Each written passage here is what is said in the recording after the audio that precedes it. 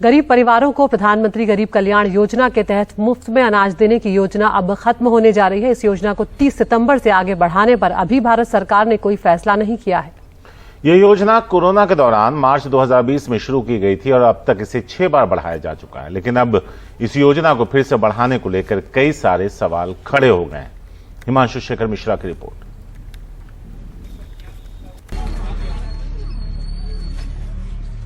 क्या सितंबर के बाद गरीबों को मिलने वाला मुफ्त अनाज बंद हो जाएगा या फिर सरकार कोरोना के दौरान प्रधानमंत्री गरीब कल्याण अन्न योजना के तहत गरीब परिवारों को अलग से मुफ्त राशन देने की योजना को 7वीं बार भी आगे बढ़ाएगी।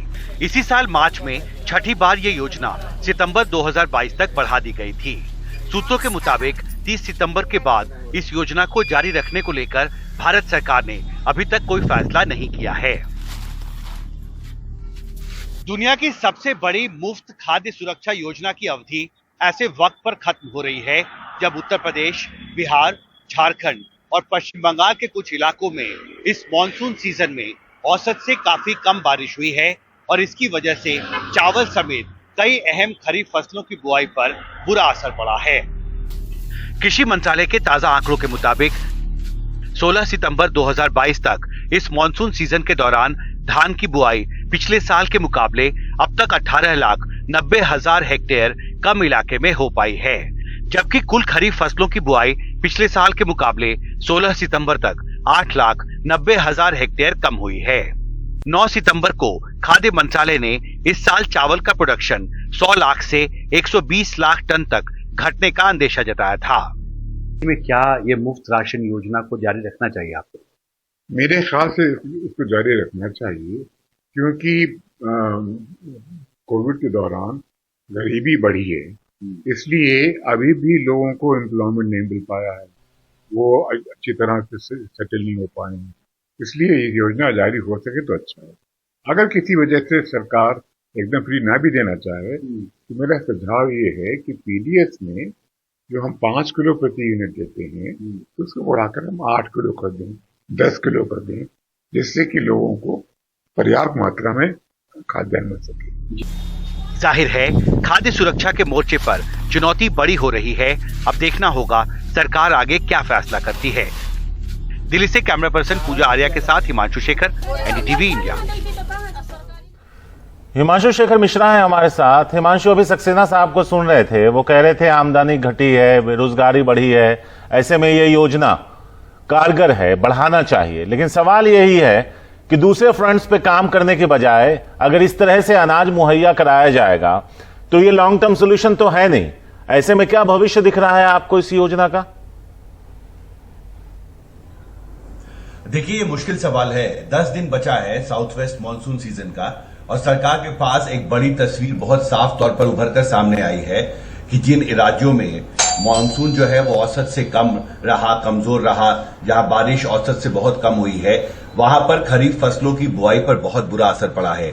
और एक तस्वीर सामने आई है जिसका हमने अपनी रिपोर्ट में भी दर्शकों को दिखाया है, जो ये बहुत साफ तौर पर इस चीज और इशारा करता है कि जो प्रोडक्शन है राइस का, चावल का जो प्रोडक्शन है, वो पिछले साल के अनुपात में इस साल कुछ कम होने का अंदेशा है। तो सरकार के सामने मुझे ऐसा लगता है कि देखिए 10 दिन का वक्त है, सरकार को सभी चीजों का आकलन करने के बाद सही फैसला करना होगा, क्योंकि एक मोर्चे पर सरकार महंगाई के खिलाफ एक लड़ाई लड़ रही है। और आपको याद होगा कि हमने एक हफ्ते पहले ये स्टोरी भी की थी कि चावल जो है, कुछ वेराइटीज हैं चावल के जिनकी कीमतें रिटेल मार्केट में बढ़ी हैं। और दूसरी तरफ खाद्य सुरक्षा का सवाल है, जो सवाल एनसी सक्सेना साहब उठा रहे थे।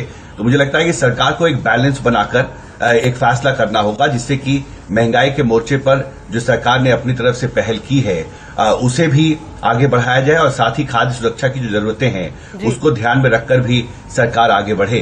अभी तक सरकार ने एक्सपोर्ट पर प्रतिबंध लगाया है, ब्रोकन राइस के एक्सपोर्ट पर प्रतिबंध लगाया गया है, कुछ जो वेराइटीज हैं चावल की उन पर एक्सपोर्ट ड्यूटी लगाया गया है। सरकार अपनी तरफ से कोशिश कर रही है। मुझे लगता है सरकार के पास अब सिर्फ 10 दिन का वक्त है, सरकार को इस बारे में जल्दी बड़ा फैसला करना होगा।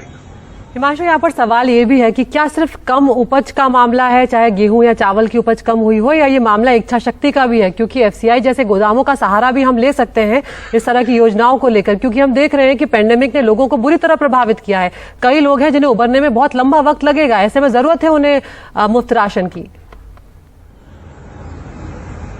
देखिए, निश्चित तौर पर यही मैंने पहले भी कहा था कि सरकार को बहुत सोच समझकर इस बारे में आगे फैसला करना होगा, क्योंकि कुछ ऐसा तबका है भारतीय समाज का जिसको अभी भी खाद्य सुरक्षा की सपोर्ट की जरूरत है, जैसा एनसी सक्सेना बता रहे थे।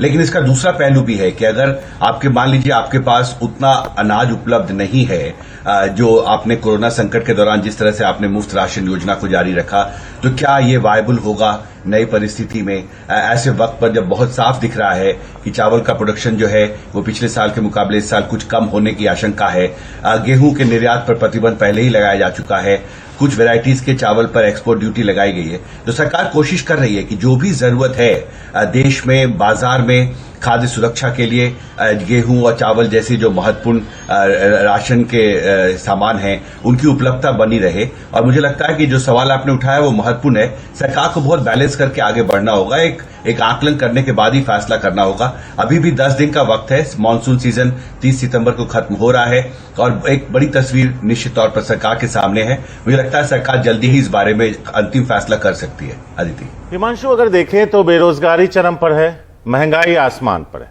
अगर इन चीजों पर ज्यादा बेहतर तरीके से काम किया जाए, रोजगार लोगों तक पहुंचे और महंगाई कंट्रोल में हो, नियंत्रण में हो, तो शायद इस तरह की योजनाओं की जरूरत ही ना पड़े। तो एक तरीके से अगर देखें तो इस तरह की योजनाओं का लगातार जारी रहना, और दूसरे फ्रंट पर अगर आप बहुत बेहतर तरीके से काम नहीं करते हैं तो ये तो एक अंतहीन प्रक्रिया हो जाएगी।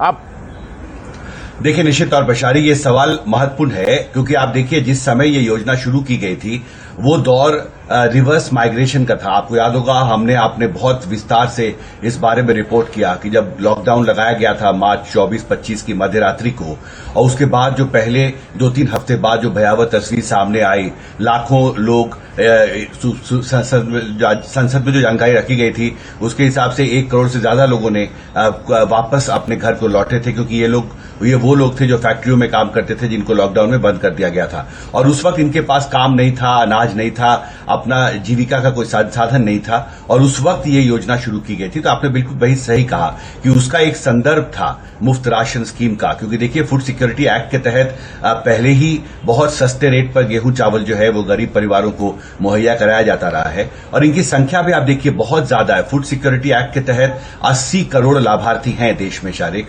और आप अंदाजा लगाइए कि इन 80 करोड़ लोगों को मुफ्त राशन की जो सुविधा है वो देना कितनी बड़ी चुनौती किसी भी सरकार के लिए होगा।